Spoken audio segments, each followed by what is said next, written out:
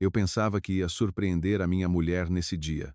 A viagem de trabalho a Lisboa terminou quase um dia antes do previsto. Troquei o bilhete de autocarro ao fim da tarde e passei as várias horas na estrada de regresso ao porto com uma estranha leveza no coração.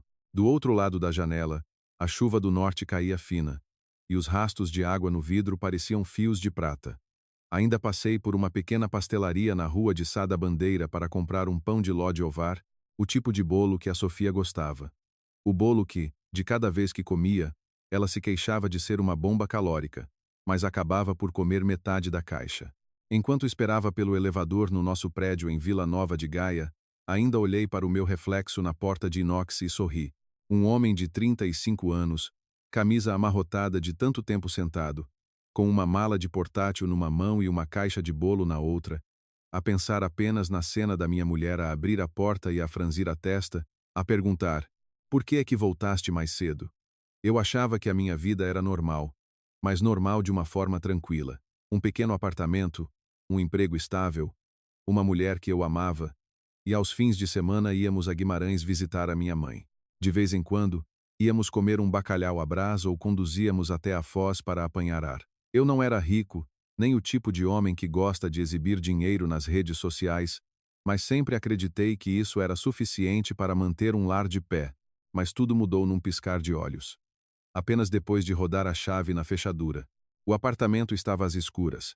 Não se ouvia o som dos chinelos da Sofia a arrastarem-se na cozinha. Não havia o cheiro do amaciador que ela costumava usar, nem o som da televisão ligada num programa de música, como todas as noites. Chamei: Sofia, estou em casa. Ninguém respondeu. No início, pensei que ela ainda não tivesse voltado do trabalho, mas os sapatos de salto alto cor de creme que ela usava com frequência já não estavam na prateleira. A mala de mão que costumava estar pendurada ao lado da porta também tinha desaparecido. Pousei a caixa do bolo na mesa de jantar e acendi a luz da sala. A luz branca refletiu-se no chão de azulejo frio. Tudo estava arrumado, até arrumado demais. A almofada decorativa no sofá estava perfeitamente alinhada. O copo de água dela não estava na mesa. Os pequenos vasos de plantas na varanda continuavam lá, mas era como se a alma da casa tivesse sido arrancada. Fui direto para o quarto, e assim que abri a porta do roupeiro, o meu coração pareceu cair no chão. A metade esquerda do armário estava vazia, não de uma forma desarrumada, como se alguém tivesse escolhido as coisas à pressa, mas vazia de uma forma limpa, calculada. Os vestidos de trabalho, as blusas, os vestidos de festa, algumas camisolas de lã que ela raramente usava e até a pequena caixa de joias que ficava na prateleira já não estavam lá. Os cabides vazios balançaram ligeiramente quando lhes toquei, produzindo um som seco. Fiquei paralisado. Disse que, quando se enfrenta um choque muito grande, as pessoas gritam, partem coisas, ficam sem ar. Naquele momento, eu só senti a garganta seca, as mãos frias e a mente tão vazia como o roupeiro à minha frente. Abri a gaveta da penteadeira.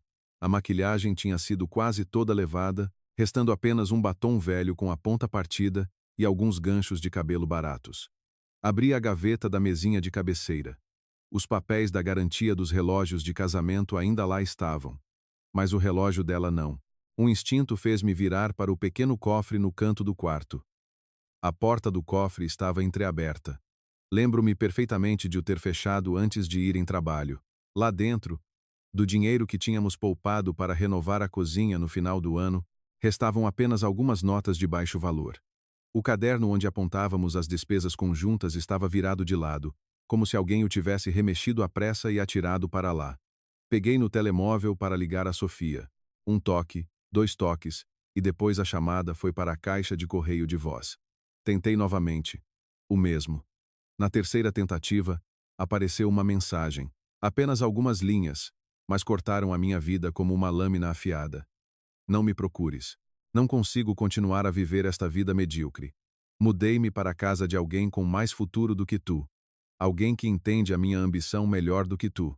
O dinheiro que levei é a parte a que tenho direito depois de tantos anos como tua mulher. O meu advogado entrará em contato para tratar do divórcio. Li e reli a frase alguém com mais futuro do que tu, e soltei um riso baixo e seco. Não por achar graça, mas porque a dor era tão intensa que o meu corpo não sabia como reagir. As palavras da Sofia nos últimos meses começaram a voltar à minha mente. É sempre tão seguro. Pessoas da tua idade já têm uma moradia. Olha para o Gonçalo. As pessoas falam de projetos, de investimentos, e tu só sabes de obras e plantas. Gonçalo era o homem que ela conheceu num evento de média do setor imobiliário. Andava sempre de blazer claro, conduzia um carro de luxo, tirava fotos em cafés de terraços com vista panorâmica e publicava frases pomposas como os homens nasceram para liderar o jogo. Eu tinha visto a Sofia a sorrir ao ler os comentários dele debaixo das suas fotos. Perguntei-lhe sobre isso e ela disse que era apenas uma relação profissional. Eu acreditei, porque no casamento, se vivermos sempre desconfiados, para que serve estarmos juntos? O que eu não esperava era que, enquanto eu confiava nela, ela estava silenciosamente a retirar cada pedaço de si da minha vida. Sentei-me na beira da cama. A caixa do bolo na sala de jantar ainda estava intacta. O cheiro suave à manteiga e ovos misturava-se com o ar frio do ar-condicionado. Que estranho. Uma pessoa pode passar do estado de saudades da mulher para o estado de não a reconhecer em apenas alguns minutos. Quis ligar à minha mãe, mas parei. A minha mãe vive em Guimarães. Tem problemas de coração. Bastaria ouvir a minha voz diferente para ela passar a noite em branco. Quis ligar a Sofia mais uma vez. Perguntar-lhe por quê. Perguntar-lhe se alguma vez me amou de verdade.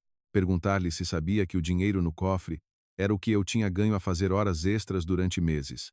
Os meus dedos pararam no ecrã do telemóvel e depois baixaram. Há perguntas para as quais já sabemos a resposta. Apenas o nosso coração se recusa a aceitar. Levantei-me, lavei o rosto com água fria e olhei para mim ao espelho. Os meus olhos estavam vermelhos, mas não caiu uma única lágrima. Talvez porque a dor veio depressa demais, ou porque a frase alguém com mais futuro do que tu tinha endurecido algo dentro de mim. Peguei no telemóvel e liguei ao Ricardo, o meu melhor amigo desde a universidade, que agora é advogado especialista em divórcios e disputas de patrimônio. Assim que atendeu, ele riu. O que faz o nosso engenheiro exemplar a ligar a esta hora? Eu disse, muito devagar. Ricardo, a Sofia foi-se embora. Levou o dinheiro do cofre, as suas coisas, e mandou uma mensagem a pedir o divórcio. Preciso da tua ajuda. Do outro lado da linha, houve um silêncio de 3 segundos, e depois a voz do Ricardo mudou completamente.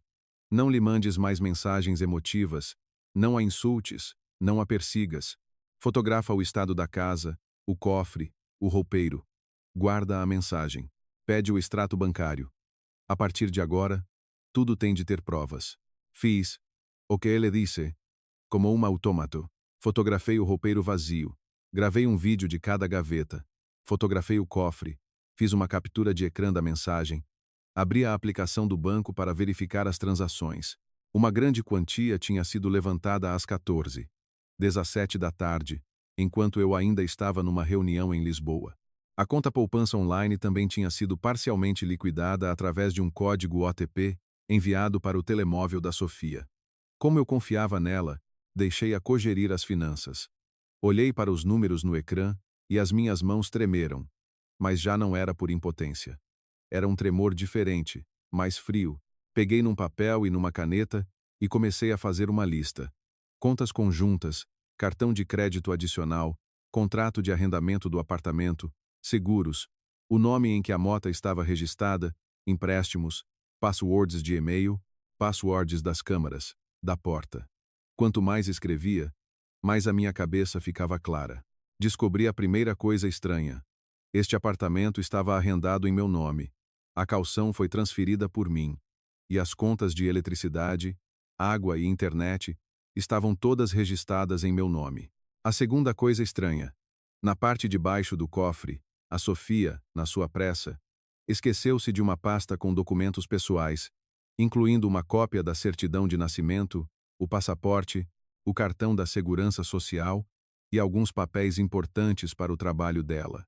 Ela levou os vestidos bonitos, as malas caras, os perfumes de luxo, mas esqueceu-se das coisas que provavam quem ela era. Não lhes toquei. Apenas fotografei tudo, fechei o cofre e mudei o código. Por volta das 10 da noite, o meu telemóvel vibrou. Não era a Sofia, mas o senhor Manuel, o porteiro do prédio. O senhor Manuel era de Trás-os-Montes e, Como eu o tinha ajudado a arranjar o telemóvel antigo dele, ele gostava de mim. Falou baixo, como se temesse que alguém ouvisse. Tiago, hoje à tarde a sua esposa desceu com um homem estranho a carregar coisas para um carro. Vi a cara da menina muito tensa, por isso não me atrevi a perguntar nada. A câmara do átrio deve ter gravado. Se precisar, amanhã desça que eu ajudo-o a pedir à administração. Fechei os olhos. Uma pessoa de fora percebeu que algo não estava bem. E eu, o marido, fui o último a saber. Agradeci-lhe. A minha voz soou tão normal que até eu fiquei surpreendido. Depois de desligar, fui até a mesa de jantar. A caixa do bolo ainda lá estava. O creme ligeiramente derretido por estar muito tempo fora do frio. Abri a tampa, olhei para o bolo que a Sofia tanto gostava e fechei-a silenciosamente. Naquela noite não dormi. Sentei-me no apartamento que continha apenas metade dos vestígios de um casamento. Ouvi o som dos carros na a ecoar ocasionalmente, ouvi o vento do Atlântico a bater na janela e, pela primeira vez na vida, entendi o que era ser tratado como um objeto velho pela pessoa que se ama. Mas, à medida que a manhã se aproximava, a dor dentro de mim transformou-se em algo muito diferente. Não era ruidoso, não era impulsivo, não precisava de testemunhas.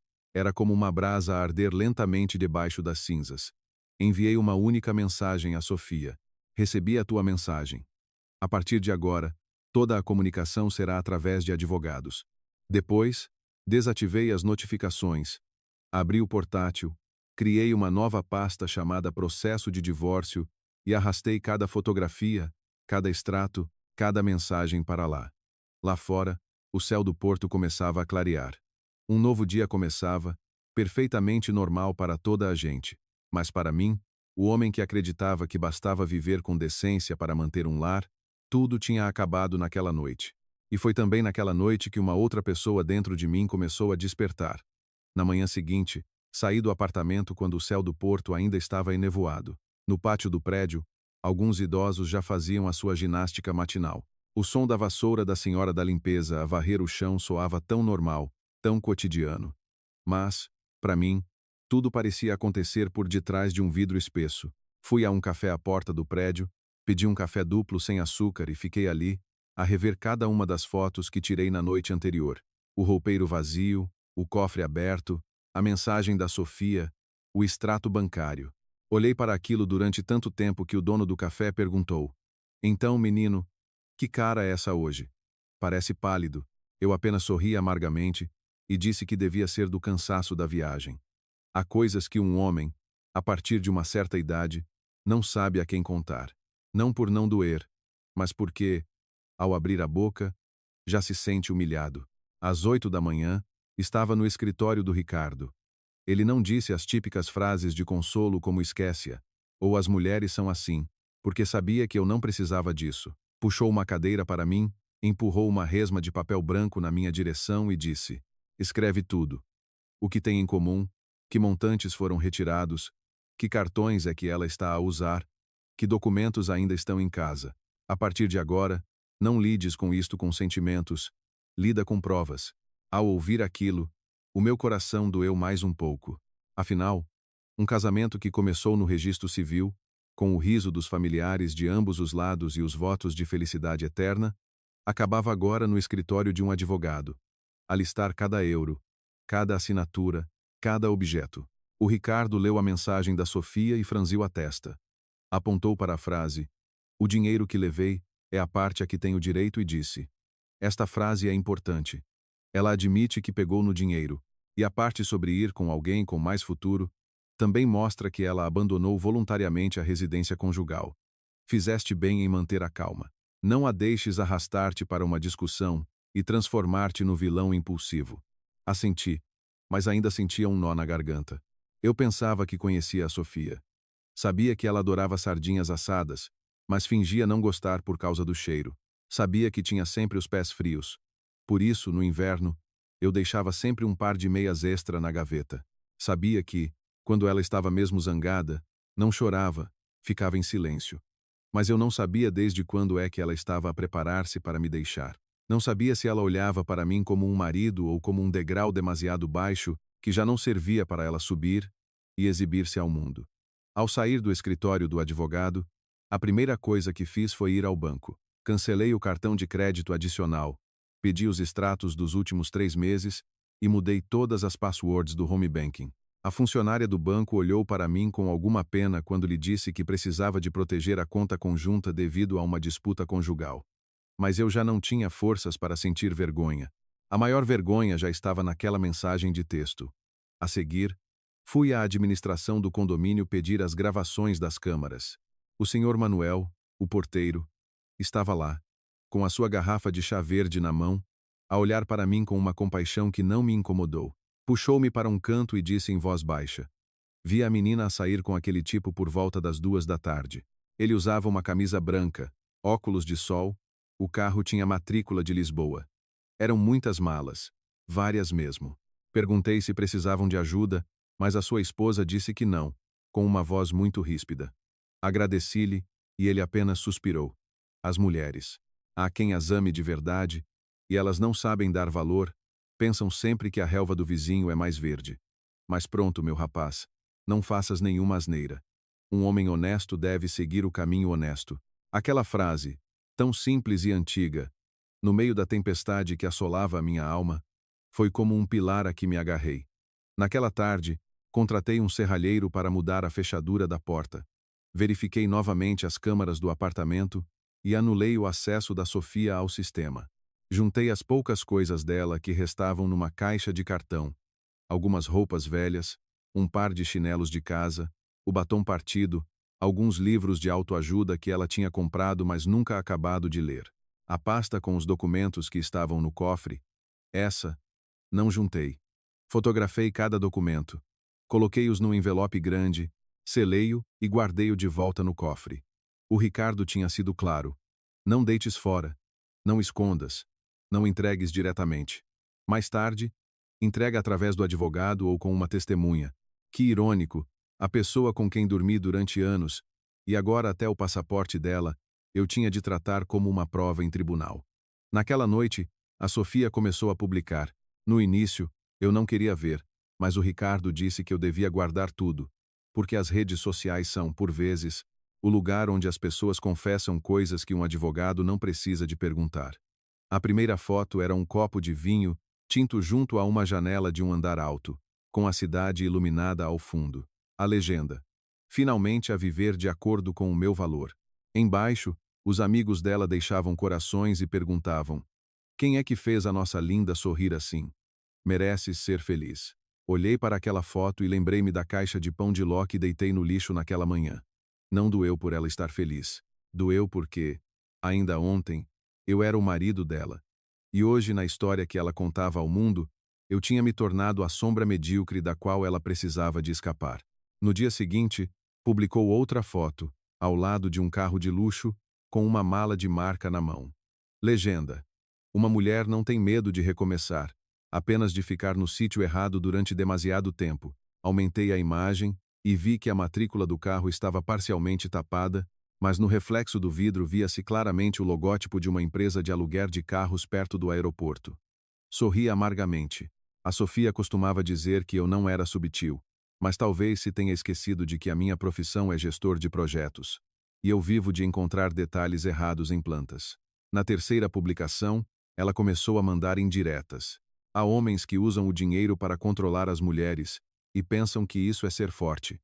Desta vez, não sorri. Fiz uma captura de ecrã e guardei na pasta. Cada palavra que ela escrevia era mais um tijolo que ela colocava no seu próprio processo, sem se dar conta. Por volta das 9 da noite, um número desconhecido ligou-me. Atendi. Do outro lado da linha, silêncio por alguns segundos. E depois uma voz de mulher, trêmula, soou. É o Tiago? Sou a Catarina, irmã da Sofia. Fiquei em silêncio. A Catarina respirou fundo e disse: peço desculpa. Sei que... O que quer que eu diga agora já vem tarde, mas a minha irmã. Não é a primeira vez que ela faz isto. Aquela frase fez-me endireitar na cadeira. A Catarina contou que a Sofia, antes de mim, tinha namorado com um professor em Coimbra, um homem bom e gentil, mas que ela o deixou depois de conhecer um dono de um estande de automóveis. Mais tarde, descobriu-se que o tal dono estava cheio de dívidas, e a Sofia voltou para casa a chorar para a família. E depois apareceste tu. Quando a Mana casou contigo, os meus pais ficaram tão felizes, disse a Catarina em voz baixa. Porque tu és um homem decente. Não bebes, não bates, não és mulherengo. A minha mãe dizia sempre que finalmente a Sofia tinha encontrado alguém para a manter com os pés na terra. Mas nos últimos meses ela mudou. Dizia que tu eras acomodado, que não tinhas ambição. Gabava-se de que o Gonçalo conhecia só gente rica. Eu tentei avisar, lá, e ela chamou-me de provinciana. Eu não sabia se devia agradecer ou ficar zangado. Uma parte de mim queria perguntar por que é que ninguém me disse nada antes. Mas a outra parte entendia que todas as famílias têm vergonhas que preferem esconder. A Catarina, com a voz embargada, acrescentou: tem cuidado com o Gonçalo. Ouvi a minha mãe dizer que aquele apartamento não é dele. E o carro também não é de certeza. E que ele costuma pedir dinheiro emprestado a uns para pagar a outros. Depois daquela chamada, a mãe da Sofia também me ligou. Chorava. O choro daquela mãe idosa não me deu qualquer satisfação. Apenas sentia a amargura da vida. Ela disse: Tiago, meu filho, não estou a defender a Sofia. Ela errou. Só te peço que não faças nada de que te possas arrepender mais tarde. Aquele Gonçalo, não confio nele. Fala muito bem, mas tem um olhar manhoso. Respondi-lhe educadamente: não se preocupe, minha senhora. Não farei nada contra a lei, mas a partir de agora, o nosso assunto, peço que seja tratado pelos advogados. Ela ficou em silêncio por um momento e depois disse uma frase que me deixou o coração pesado. Eu sei que estás a sofrer. A pessoa que é deixada para trás sofre sempre mais, porque tem de continuar a viver no meio das memórias. Desliguei o telefone. Sentei-me por um longo tempo no quarto silencioso. Pela primeira vez em 2 dias, senti os olhos a arder. Não por querer a Sofia de volta, mas por perceber que o casamento que eu tanto estimei, aos olhos dela, talvez não passasse de uma paragem temporária. Ela não se foi embora por eu ser mau. Ela foi-se embora porque acreditava que lá fora havia um palco maior para ela brilhar. E eu era apenas o homem debaixo de uma luz amarela e gasta, com uma caixa de bolo na mão, que não era suficientemente brilhante. Mas foi também nessa noite que encontrei algo diferente em mim. Já não tinha a pressa de exigir uma explicação. Comecei a entender que o silêncio nem sempre é fraqueza. Às vezes, o silêncio serve para ouvir claramente os passos do outro, a caminhar para a armadilha que ele próprio montou. Continuei a trabalhar. Durante o dia, ia para a empresa como se nada tivesse acontecido. Continuava a ter reuniões com a equipa técnica, a verificar o progresso da obra em Matozinhos, a lembrar os rapazes da equipa de usarem os capacetes de proteção corretamente. Apenas o Rui, o meu chefe de departamento, ao ver as minhas olheiras, me puxou para fora para fumar um cigarro e perguntou: problemas em casa? Não contei tudo. Disse apenas que estávamos com problemas. Ele deu-me uma palmada no ombro. Um homem pode perder muitas coisas, mas nunca a cabeça fria. O trabalho precisa de ti. Se este projeto for um sucesso, proponho-te para gestor regional. Assenti. Se fosse antes, aquela frase ter-me-ia deixado muito feliz. Mas agora soava como uma lembrança irônica. No momento em que a minha mulher me acusava de não ter futuro, o trabalho que ela desprezava estava a abrir-me uma nova porta. 3 dias depois, a Sofia começou a mandar mensagens incessantemente. No início, com um tom autoritário. Preciso do meu passaporte e dos meus documentos pessoais. Não tens o direito de os reter. Depois passou a culpa. Bloqueaste o cartão e deixaste-me numa situação embaraçosa. Estás a tentar controlar-me, não é? E por fim, ao sarcasmo.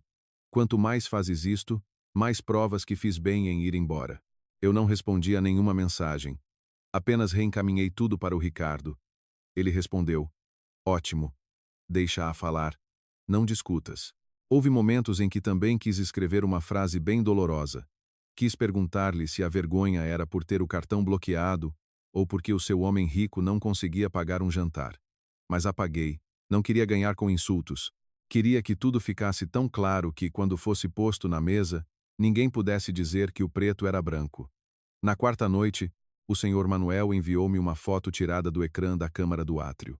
A imagem não era muito nítida, mas via-se perfeitamente a Sofia e o Gonçalo a arrastarem as malas para o carro. Atrás deles, estava uma caixa de cartão com fita cola vermelha, o tipo de caixa que eu usei para guardar as coisas do Natal do ano passado. Na caixa, ainda estava colado um pequeno pedaço de papel com a minha caligrafia. Cozinha. Frágil. Ao ver aquela inscrição, senti um aperto no peito. Aquela caixa continha o serviço de loiça que a minha mãe nos tinha oferecido quando casamos. Ela tinha avisado: a loiça em casa não se deve deixar partir. Dá azar, meu filho. E agora? A Sofia levava-a como se fosse uma mercadoria sem dono.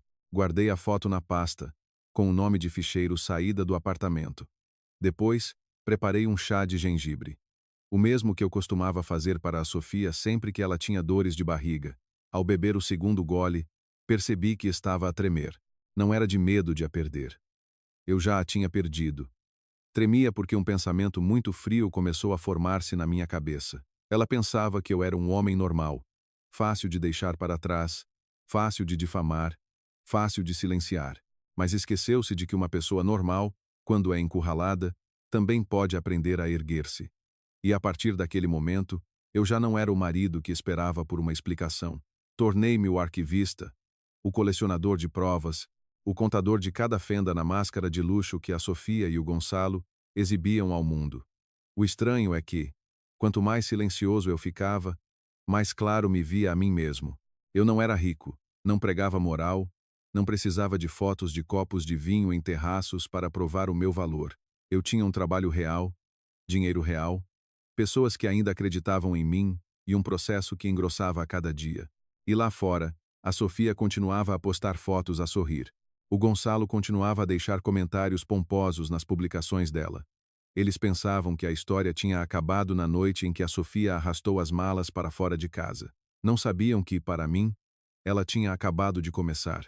Uma semana depois, a Sofia começou a perder a paciência a sério. No início, ainda mandava mensagens com um ar calmo, a dizer que eu estava a dificultar as coisas de propósito, que os documentos pessoais eram um direito dela, que se eu continuasse com aquela atitude mesquinha, ela contaria a toda a gente que tipo de marido controlador eu era. Eu lia, reencaminhava para o Ricardo e não respondia uma única palavra, mas quanto mais eu me calava, mais ela se exaltava. Uma noite, a meio da madrugada, o meu telemóvel não parava de acender, as mensagens chegavam como uma chuva torrencial. Não penses que por estar escalado ficas por cima. Achas que se fizeres isso eu vou voltar? O Gonçalo diz que homens como tu só são bons a agarrar-se a papéis. E por fim, uma frase que me fez sorrir com amargura. Preciso do passaporte para uma viagem de trabalho a Singapura. Não atrapalhes o meu futuro. Olhei para aquela frase durante muito tempo. O passaporte estava no cofre de minha casa. E o futuro dela em Singapura, provavelmente, existia mais na boca do Gonçalo do que em qualquer bilhete de avião. O Ricardo ligou-me logo na manhã seguinte, com a voz calma. Chega, marca uma reunião oficial com ela. No meu escritório, com os advogados de ambos os lados, e com uma ata. Traz os documentos, mas não lhes entregues diretamente. Ela quer fazer um teatro, então que o faça em frente às pessoas certas. A palavra teatro fez-me sentir pena. A Sofia tinha estudado comunicação, era ótima a criar uma imagem, a transformar-se em vítima ou em pessoa admirável, dependendo da situação. Só eu é que tinha sido ingênuo o suficiente para acreditar que, por detrás da porta de casa, ela já não precisava de representar. A reunião foi marcada para as 3 da tarde de uma sexta-feira, no escritório do Ricardo, na Avenida da Boa Vista. O sol estava forte nesse dia. O calor do porto refletia-se no asfalto e fazia tudo parecer mais ofuscante do que o normal. Cheguei meia hora mais cedo, trazendo um envelope com os documentos da Sofia, uma pasta com os extratos bancários, as fotos das câmaras, as notas sobre o dinheiro retirado e uma pequena pen USB preta. O Ricardo olhou para a pasta que eu coloquei na mesa e disse: "Preparaste-te demasiado bem." Eu respondi: "Não quero que ninguém diga que estou a inventar." Ele assentiu e serviu-me um copo de água. A água estava fresca e, ao beber, lá, percebi que nos últimos dias tinha vivido como uma máquina, sem nunca parar para respirar. Às 15h10, a Sofia chegou. Ouvi o som dos seus saltos altos antes de a ver. A porta abriu-se e ela entrou, com um vestido branco creme, cabelo ligeiramente ondulado, lábios vermelhos, a segurar uma mala de marca. À primeira vista, qualquer um pensaria que ela estava ótima, confiante, Exatamente o tipo de mulher que acabara de sair de um casamento errado, como ela escrevia nas redes sociais. Mas eu vivi com a Sofia tempo suficiente para ver as pequenas fissuras.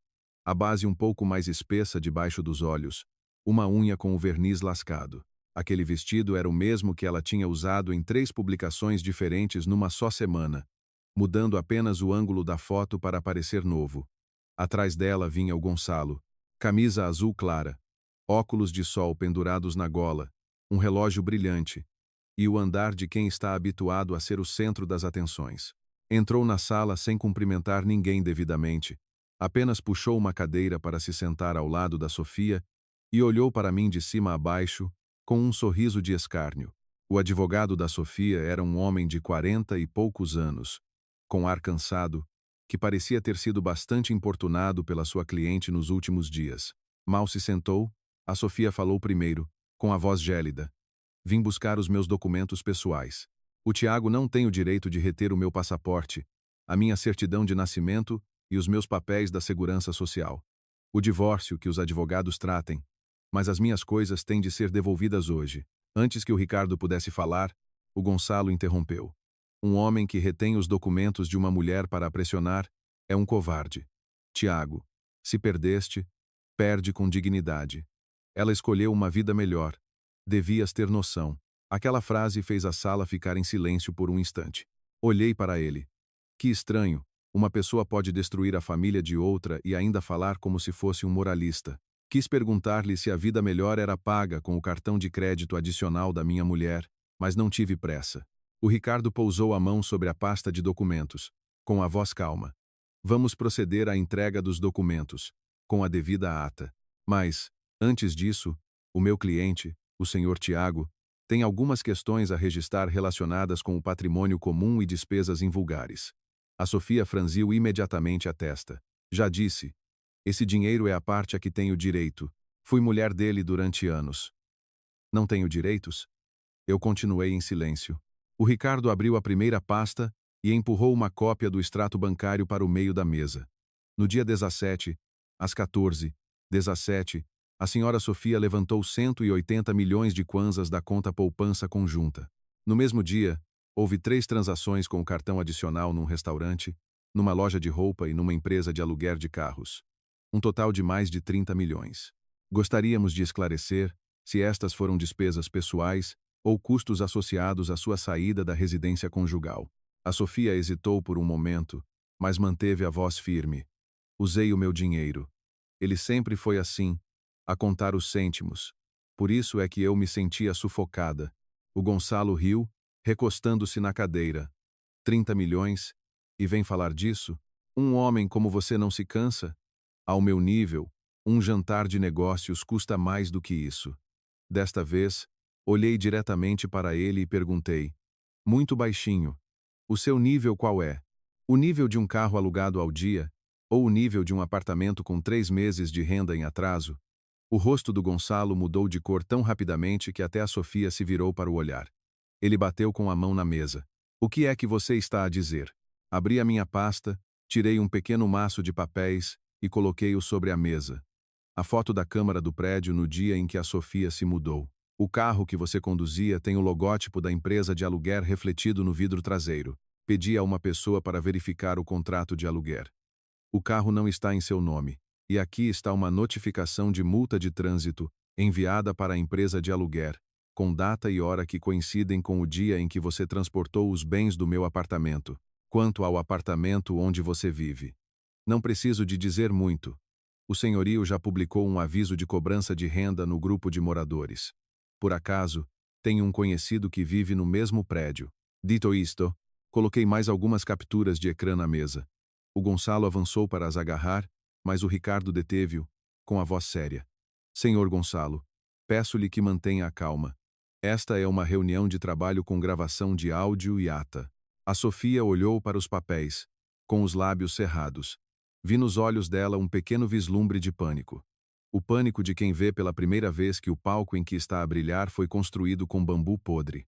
Mas ela ainda tentou salvar as aparências, virando-se para mim e rosnando. Andaste a seguir-nos? És doente a esse ponto? Abanei a cabeça. Não. Apenas verifiquei o que estava relacionado com o meu patrimônio conjugal. E quanto às coisas de que ele se gabava, bastou-me olhar com um pouco mais de atenção. O advogado da Sofia começou, então, a mudar de atitude. Pegou no extrato bancário para o examinar e perguntou baixinho a Sofia. Não me falou deste levantamento. A Sofia ficou em silêncio. O Gonçalo interveio imediatamente. Senhor advogado, não se deixe distrair por eles. O assunto de hoje são os documentos da Sofia. O Ricardo assentiu. Correto. E os documentos serão entregues. Mas como a senhora Sofia acusou repetidamente o meu cliente de reter os documentos para a controlar, também precisamos de registrar que estes documentos foram deixados pela senhora Sofia no cofre da residência conjugal quando ela a abandonou voluntariamente. O senhor Tiago não os usou, não os destruiu e não se recusou a entregá-los. Tudo foi selado desde o dia em que foram encontrados. Dito isto, o Ricardo colocou o envelope grande sobre a mesa. Na borda do envelope estava a minha assinatura de selagem, com data e hora claras. A Sofia olhou para aquele envelope. Talvez só nesse momento ela tenha percebido que eu não era o marido abandonado a chorar num canto, como ela imaginava. Eu tinha registrado cada passo, não lhe dei a oportunidade de me transformar no vilão da sua história. Mas a verdadeira reviravolta ainda não tinha acontecido. Enquanto a tensão na sala era palpável, o telemóvel do Ricardo vibrou uma vez. Ele olhou para o ecrã e depois para mim. Eu assenti. O Ricardo ligou o portátil ao ecrã da sala de reuniões e abriu uma pasta que acabara de receber por e-mail. No ecrã apareceu o nome do remetente, Joana Souza. A Sofia franziu a testa. Quem é? Eu respondi. A ex-mulher do Gonçalo. Ou, para ser mais preciso, a mulher de quem ele ainda não concluiu o processo de divórcio. A sala ficou como se alguém lhe tivesse sugado todo o ar. A Sofia virou-se bruscamente para o Gonçalo. Disseste que já estavas divorciado. O Gonçalo levantou-se de um salto. A Joana é uma louca. Anda a atormentar-me há anos. Olhei para ele, com a mesma voz calma.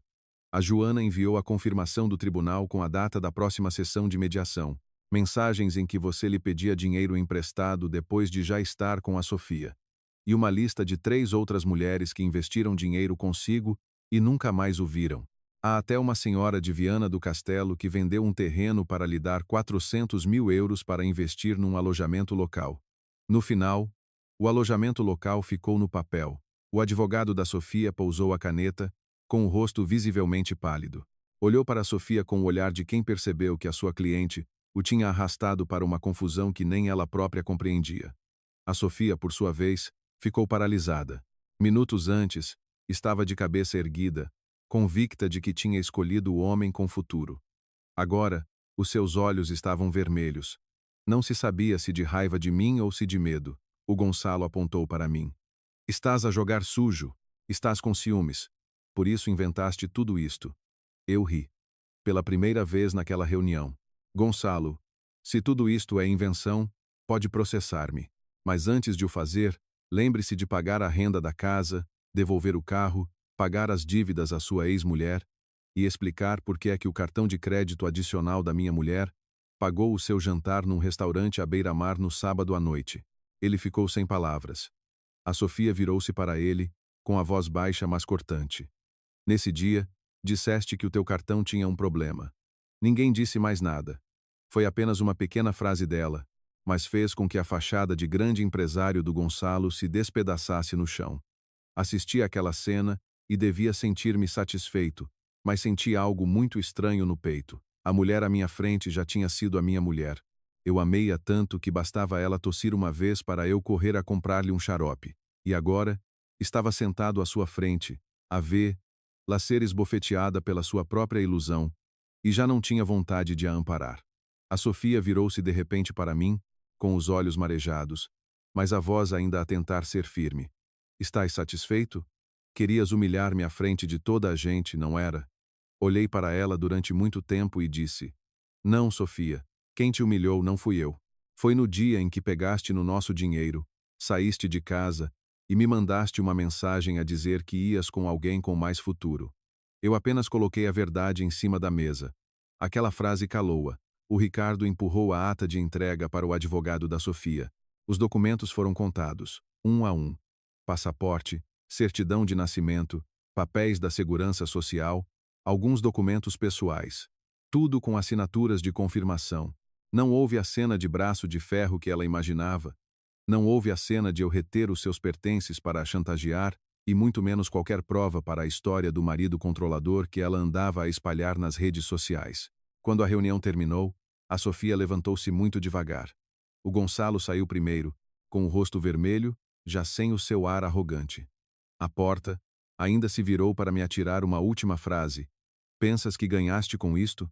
Olhei para ele calmamente e respondi, não, mas pelo menos, hoje toda a gente sabe que você não é quem diz ser. Ele rangeu os dentes e foi-se embora. A Sofia ficou mais uns segundos. Olhou para mim, com um olhar misto de raiva, pânico, e talvez a querer perguntar por que é que eu conseguia estar tão calmo. Mas não perguntou. Talvez tivesse medo da resposta. Quando a porta do escritório se fechou atrás deles, só então é que expirei. O Ricardo sentou-se, tirou os óculos e disse, fizeste bem, mas a partir de agora, tem cuidado. Quem é desmascarado em público geralmente não fica calado. Olhei para a pasta de documentos na mesa, para o copo de água já quente e para a janela. A cidade do Porto continuava movimentada. Os carros a passar, as pessoas a viverem as suas vidas. E eu sabia que aquela tarde não era o fim. Era apenas a primeira vez que a Sofia via a verdadeira fenda no seu sonho de glamour. E foi também a primeira vez que eu entendi que, por vezes, não é preciso gritar para nos vingarmos. Basta ficar em silêncio o tempo suficiente, reunir factos suficientes e colocar luz na mesa no momento certo. A pessoa que nos desprezou ficará pálida sem que ninguém precise de levantar a voz. Depois da reunião no escritório do advogado, eu pensava que me sentiria mais leve, como se tivessem tirado uma pedra do meu peito. Mas não. As coisas não ficaram mais leves, apenas mais frias. Voltei para casa, abri a porta do apartamento e vi que o espaço vazio no lado do roupeiro da Sofia continuava lá, mas desta vez já não me chocava. Era como uma cicatriz recente, que ainda dói ao toque, mas que já me lembrava de que aquilo era real. 2 dias depois, as publicações glamorosas da Sofia começaram a desaparecer, uma a uma. A foto do copo de vinho no terraço foi apagada, a foto ao lado do carro de luxo também desapareceu. Em vez disso, surgiram algumas frases vagas no Facebook. Às vezes, a pessoa que disse amar-te é quem mais te quer ver sofrer. E uma mulher forte não precisa de dar explicações a pessoas mesquinhas. Eu lia, fazia uma captura de ecrã e enviava ao Ricardo, como um hábito. Mas, para ser sincero, às vezes também me sentia cansado. Cansado porque a pessoa que dormiu ao meu lado, que partilhou comigo uma canja quando estava doente, agora tinha de ser guardada como um ficheiro num processo. Quanto ao Gonçalo, ficou quase em silêncio nas redes sociais nos primeiros dias. Depois, publicou uma foto antiga num aeroporto, com uma legenda em inglês muito pretensiosa, algo como homens de verdade não dão explicações. Mas a internet é perspicaz. Alguém comentou a perguntar por que é que, numa foto de aeroporto, o cartaz publicitário ao fundo era de um programa do ano anterior. Outra pessoa até tirou uma foto da publicação no grupo de moradores do prédio onde ele vivia, a dizer que o apartamento 18B estava com rendas em atraso. As coisas que ele usou para construir a sua imagem de sucesso começaram a cair, pedaço a pedaço, como tinta de uma parede úmida. A Catarina ligou-me numa noite tardia, com a voz entre a pena e o embaraço. Tiago, a Sofia está numa situação muito complicada. O Gonçalo teve pessoas a irem ao apartamento dele cobrar dívidas e o carro foi recuperado pela empresa de aluguer. A Mana voltou para a casa da mãe a chorar, mas o meu pai está tão zangado que não a deixou ficar muito tempo. A minha mãe tem pena dela, mas também já não sabe o que dizer. Ouvi e fiquei em silêncio. Antigamente, se soubesse que a Sofia estava a chorar, teria corrido para lá imediatamente. Independentemente de quem tinha razão, bastava ouvi-la com a voz embargada para o meu coração amolecer. Agora, sentia-me como se estivesse a ouvir a história de uma antiga conhecida. Disse a Catarina, eu não quero que ela sofra, mas ela tem de arcar com as consequências das suas escolhas. A Catarina suspirou, Oisai, é só que acho que só agora é que ela percebeu o quão bom tu eras. Sorri levemente. Esse tipo de percepção, que vem depois de se perder todos os apoios, já não alegra ninguém, apenas nos deixa tristes pela demora. Alguns dias depois, A Sofia apareceu na minha empresa. Nesse dia, eu estava no 7º andar, numa reunião com a equipa técnica sobre o progresso de um projeto de um hotel em Matozinhos, quando a recepcionista ligou a avisar que uma senhora chamada Sofia queria ver-me. Olhei pela janela da sala de reuniões para o átrio e via lá, de pé, com o cabelo apanhado à pressa, uma camisa amarrotada, a segurar um copo de café para levar, que provavelmente ainda não tinha bebido. Já não tinha o ar altivo do vestido branco do escritório do advogado. Ela disse algo ao segurança e olhava constantemente para os elevadores. Mandei uma mensagem à recepcionista. Diga-lhe, por favor, que qualquer comunicação deve ser feita através do advogado. E foi só isso. Não desci. Não queria transformar a minha empresa no palco de um drama de lágrimas, e muito menos dar-lhe a oportunidade de dizer que eu a tinha humilhado em frente aos meus colegas. Mas ao ver, lá ali embaixo durante quase uma hora, também senti um nó na garganta. Não se consegue desligar os sentimentos antigos como se desliga um interruptor. Apenas há portas que, uma vez fechadas por traição, ao serem abertas novamente, não trazem amor, mas sim autodestruição. Nesse mesmo dia, ao almoço, o Rui puxou-me para a varanda para fumarmos. Olhou para mim durante um momento e disse: "Quanto mais calado tu ficas, mais assustador te tornas, Tiago." Eu perguntei: "Fiz mal, Rui?" Ele deu uma passa no cigarro e respondeu: "Se fizeste bem ou mal, não me atrevo a julgar. Mas sei uma coisa: quando alguém pisa a nossa autoestima, temos de ser nós a defendê-la. Só não deixes que o rancor te transforme noutra pessoa." Ouvi aquelas palavras, mas não as absorvi de imediato, porque naquela altura, uma parte de mim ainda se sentia satisfeita. Via o Gonçalo desmascarado, via a Sofia em pânico, via aqueles que me tinham desprezado a cambalear, e achava que isso era justiça. Ao mesmo tempo, ironicamente, a minha carreira melhorava. O projeto em Matozinhos estava adiantado. O cliente elogiou a minha equipa pela forma como gerimos a obra, sem custos inesperados. A empresa propôs a minha promoção para gestor da região norte, com aumento de salário e de responsabilidades. A posição que a Sofia dizia que eu nunca alcançaria, por não ter futuro, abriu-se para mim exatamente quando ela perdia a fé no futuro falso do Gonçalo. Comecei a treinar novamente, num pequeno ginásio perto da praia de Lessa. Não para exibir o físico, mas porque, se não me mexesse, a minha cabeça continuaria a girar em torno das mensagens antigas. Foi lá que conheci a Inês, uma enfermeira que trabalhava numa clínica pediátrica ali perto. Ela não tinha a beleza deslumbrante da Sofia, mas tinha uma voz muito calorosa. A primeira vez que falamos foi porque eu estava a fazer um exercício com má postura e magoei o ombro. Ela passou e avisou-me: "Se continuar a puxar assim, amanhã nem consegue lavar os dentes." Eu ri. Pela primeira vez em muitos dias, conversávamos sobre coisas normais. O trabalho, as crianças, qual era o melhor sítio para comer uma boa francesinha, sobre como os portuenses se queixam sempre que chove muito, mas amam a cidade e não a trocam por nada. Com a Inês, não sentia que precisava de provar nada. Ela não me perguntava que carro eu tinha, quanto ganhava, se tinha grandes projetos. Uma vez, ela apenas disse: "As pessoas decentes têm sempre um ar cansado, porque costumam ficar com a parte mais difícil para elas." Ouvi aquilo e fiquei em silêncio por muito tempo. Pensei que a história terminaria assim: a Sofia e o Gonçalo a pagarem o preço. Eu, aos poucos, a reconstruir a minha vida. Mas a vida não nos deixa em paz assim tão facilmente. Numa tarde de domingo, fui a Guimarães para uma reunião de família do lado do meu pai. Eu não queria ir, mas a minha mãe ligou a dizer que a família estava agitada e que eu devia ir para comerem todos juntos e ela ficar mais descansada. Durante a refeição, todos evitaram o assunto. Sabiam da minha situação, mas ninguém se atreveu a perguntar diretamente.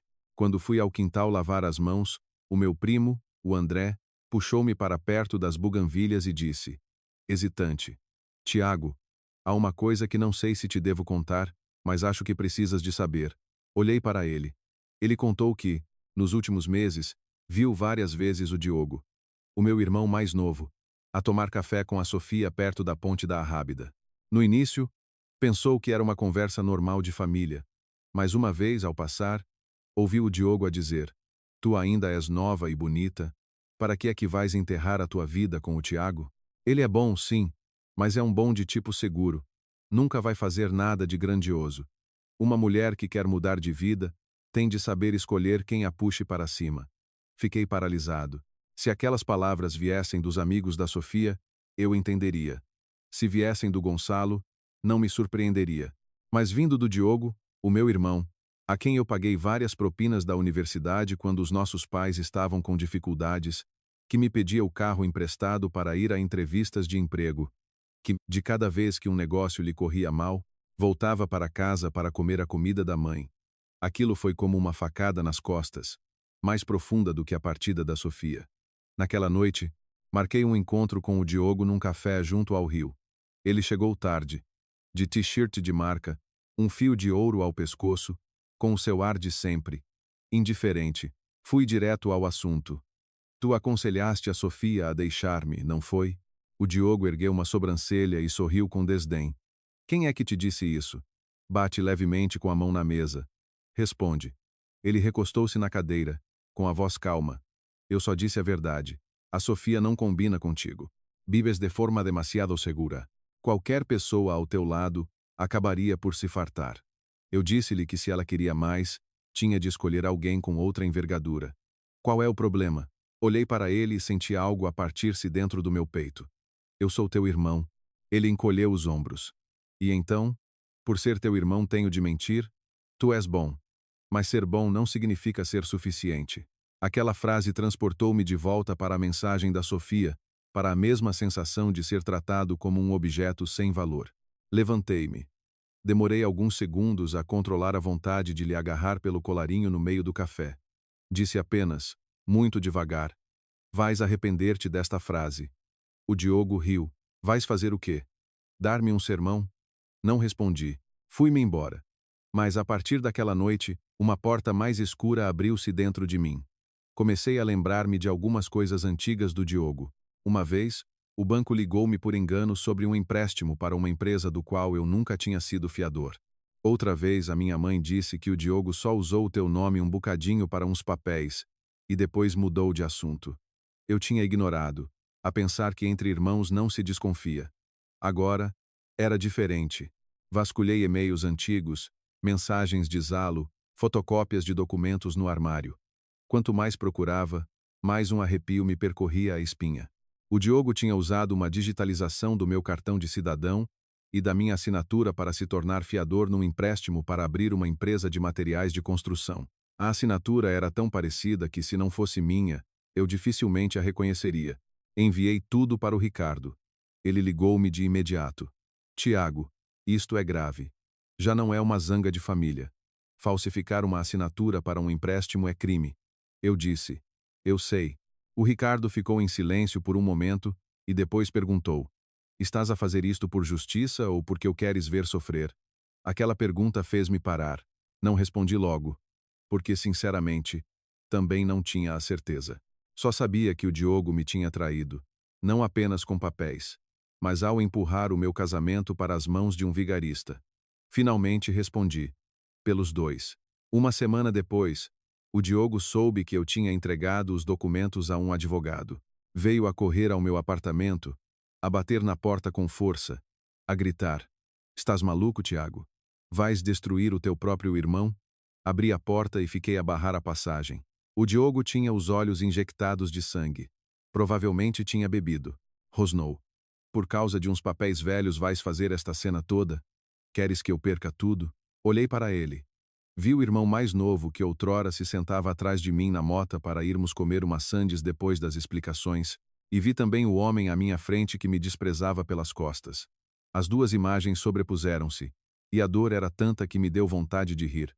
Eu disse, usaste o meu nome para pedir dinheiro, e ainda incentivaste a minha mulher a deixar-me. Achas que por seres meu irmão eu tenho de engolir tudo? O Diogo gritou. A culpa é tua por seres fraco. A Sofia fartou-se de ti, e com razão. Não me culpes a mim por tudo. Aquela foi a gota de água. Aproximei-me dele e disse, em voz baixa, sai da minha casa. A partir de agora, é a lei que fala contigo. Ele olhou para mim como se olhasse para um estranho. E talvez fosse verdade. Eu também já não me reconhecia. Depois disso, a minha família desmoronou-se. A minha mãe ligou-me a chorar. O meu pai acusou-me de não ter coração. Os familiares mandaram mensagens a dizer: irmãos resolvem as coisas em casa. Não se destrói a família por causa de uma mulher. Eu ouvi tudo, li tudo, e respondi apenas uma coisa ao meu pai. Quando a minha mulher me deixou, quando o meu irmão me apunhalou pelas costas, alguém lhe disse para resolver as coisas em casa comigo. Do outro lado, silêncio. Aquele silêncio não me alegrou. Apenas me mostrou que, muitas vezes, as pessoas só se lembram dos laços de família quando o culpado começa a pagar o preço. E eu, de vítima, de homem rotulado como normal, estava lentamente a tornar-me na pessoa que todos temiam. Ganhava cada batalha, mas cada vitória levava um pedaço de calor do meu coração. E o mais assustador era que, naquele momento, eu não o queria de volta. No dia em que o tribunal decretou o divórcio, saí da sala de audiências sem sentir o alívio que esperava. Tudo aconteceu de forma tão limpa que chegava a ser fria. A Sofia abandonou voluntariamente a residência conjugal. Deixou uma mensagem a admitir que se mudou para viver com outro homem. Levantou dinheiro da conta conjunta sem aviso e depois publicou abertamente insinuações falsas sobre mim. O Ricardo apresentou o caso de forma concisa e sólida, e o advogado da Sofia praticamente só tentou minimizar os danos para a sua cliente. O resultado foi que eu fiquei com o apartamento, com a maior parte do patrimônio adquirido com os meus rendimentos, e não tive de pagar a pensão de alimentos que ela inicialmente exigia. O montante que ela retirou teria de ser reavaliado na partilha de bens. A Sofia, sentada do outro lado, estava visivelmente mais magra, com o cabelo apanhado num rabo de cavalo baixo, já sem os vestidos luxuosos ou o olhar arrogante.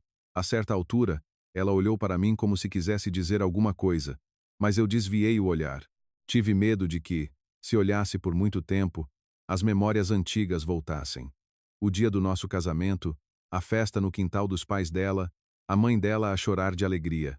Ela, de vestido de noiva, a segurar a minha mão com força, como se nunca mais a fosse largar. Mas a vida é estranha.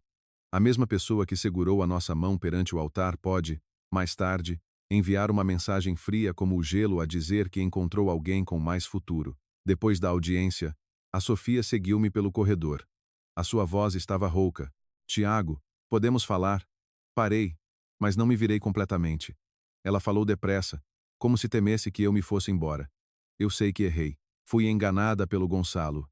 Deixei-me cegar pelo brilho das coisas. Pensei que ele me ia ajudar a mudar de vida. Mas no fim percebi que tu eras a única pessoa sincera comigo. Ouvi aquilo e senti uma dor surda no peito. Não uma dor de quem quer voltar, mas a dor de uma frase que chegou tarde demais. Respondi: Sofia, não me perdeste por causa do Gonçalo. Perdeste-me no dia em que sentiste vergonha de ter um marido normal. Ela ficou imóvel, com os olhos a avermelhar e os lábios a tremer. Mas não esperei que ela chorasse. Desci as escadas a direito, deixando para trás o som solitário dos seus sapatos no chão de mármore do tribunal. Nas semanas seguintes, o que restava da vida dela começou a desmoronar-se como um dominó. O Gonçalo foi alvo de várias queixas de pessoas que lhe tinham dado dinheiro para investir. O apartamento que ele alugava foi recuperado. O carro de luxo que levou a Sofia para longe de mim também foi recolhido pela empresa de aluguer. Soube pela Catarina que a Sofia voltou para a casa da mãe por uns dias, mas acabou por sair novamente porque o pai estava demasiado zangado. A mãe, coitada, amava a filha, mas não tinha forças para aguentar todos os boatos da vizinhança. Nas aldeias, as notícias correm depressa. Bastou uma pessoa ver a Sofia arrastar as malas à meio da noite para, na manhã seguinte, a rua inteira já saber. Não senti satisfação ao ouvir aquilo. Talvez antes eu pensasse que ficaria feliz ao vê-la pagar pelo que fez. Mas quando tudo aconteceu de verdade, a alegria não foi tanta como eu imaginava. Foi como comer algo muito picante com o estômago vazio. No início, queima e satisfaz, mas depois só resta a azia. E o Diogo, o meu irmão, depois de a queixa de falsificação de assinatura ter sido apresentada, os seus negócios também entraram em parafuso. O banco ligou para verificar. Os parceiros afastaram-se. Os meus pais tiveram de andar de um lado para o outro a tentar ajudá-lo a minimizar as consequências. A minha mãe ligou-me várias vezes, ora a chorar, ora a culpar-me. Dizia ela: apesar de tudo, é teu irmão. Eu respondi, de forma seca: Quando ele usou o meu nome para pedir dinheiro, quando ele incentivou a minha mulher a deixar-me, ele lembrou-se de que eu era irmão dele, mãe, do outro lado da linha, um longo silêncio.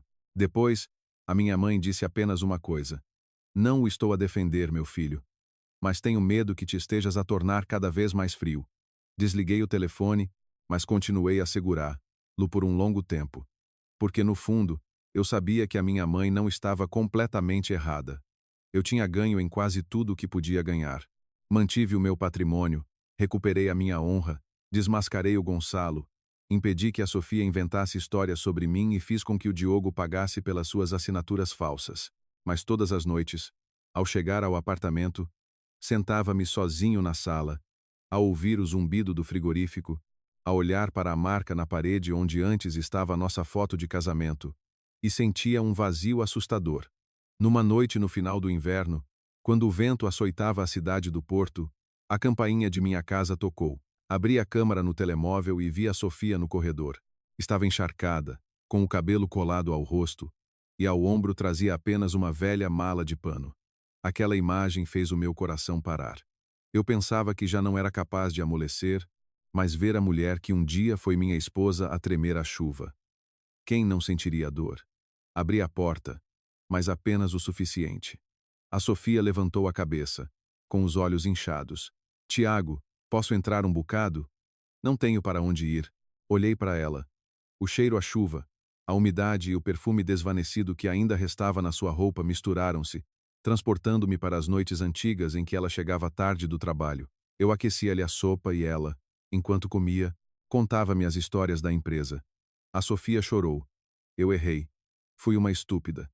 Achei que tu eras aborrecido, que não tinhas ambição, mas afinal eras o único que não me enganou. Não te peço para voltares agora. Só peço um sítio para dormir esta noite. Amanhã eu vou-me embora. Se fosse o Tiago de um ano antes, provavelmente lá ia puxado para dentro, dado-lhe uma toalha para secar o cabelo, preparado-lhe uma canja. Mas esse homem morreu na noite em que vi metade de um roupeiro vazio e li a mensagem a alguém com mais futuro do que tu. Respirei fundo e disse, devagar: Sofia, posso chamar-te um táxi, posso dar-te o número da Catarina, mas não posso abrir-te a porta desta casa. Ela olhou para mim, incrédula. Tu já me amaste? Assenti. Sim. E foi por te ter amado que doeu tanto. Mas amar uma pessoa não significa deixá-la entrar para nos destruir outra vez. A Sofia desabou a chorar, ajoelhando-se à minha porta. Disse entre soluços: perdi tudo, Tiago. O Gonçalo fugiu. Os amigos viraram-me as costas. Os meus pais nem querem olhar para mim. Só me lembrei de ti. Olhei para ela durante muito tempo e respondi, com uma frase que soou fria até para mim. Quando tinhas tudo, escolheste ir embora. Quando perdeste tudo, lembraste-te de mim. Eu não quero ser o porto de abrigo para as tuas más escolhas. Liguei a Catarina. Dei-lhe a morada e pedi-lhe que viesse buscar a irmã. Enquanto esperava, peguei num guarda-chuva velho e coloquei-o do lado de fora da porta. Não convidei a Sofia a entrar, nem lhe bati com a porta na cara. Apenas fiquei ali, a manter uma distância que devia ter aprendido a manter há muito tempo. Quando a Catarina chegou, olhou para mim com um ar de desculpa e amparou a Sofia.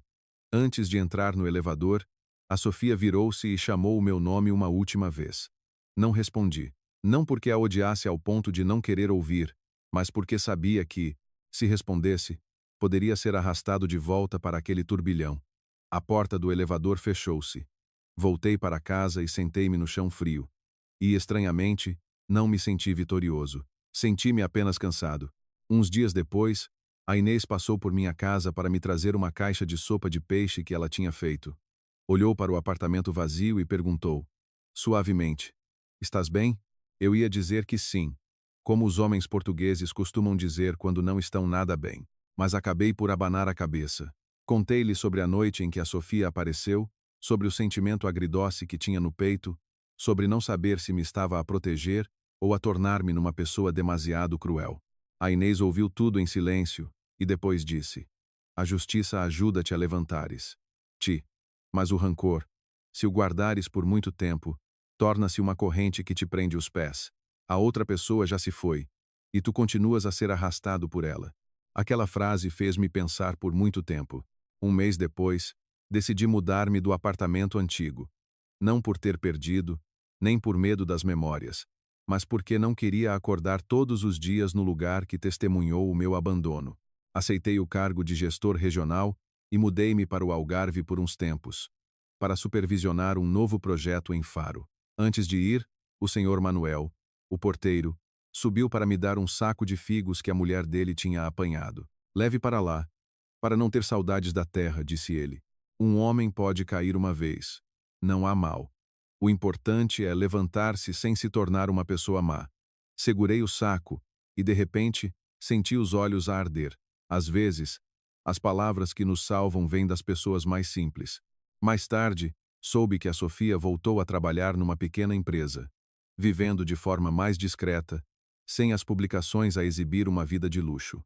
O Gonçalo desapareceu do porto, deixando para trás alguns processos por resolver. O Diogo foi penalizado, teve de pagar as dívidas e voltou a ajudar os pais no negócio da família por um tempo. A nossa relação de irmãos ficou praticamente cortada. Não sei se algum dia a conseguiremos remendar.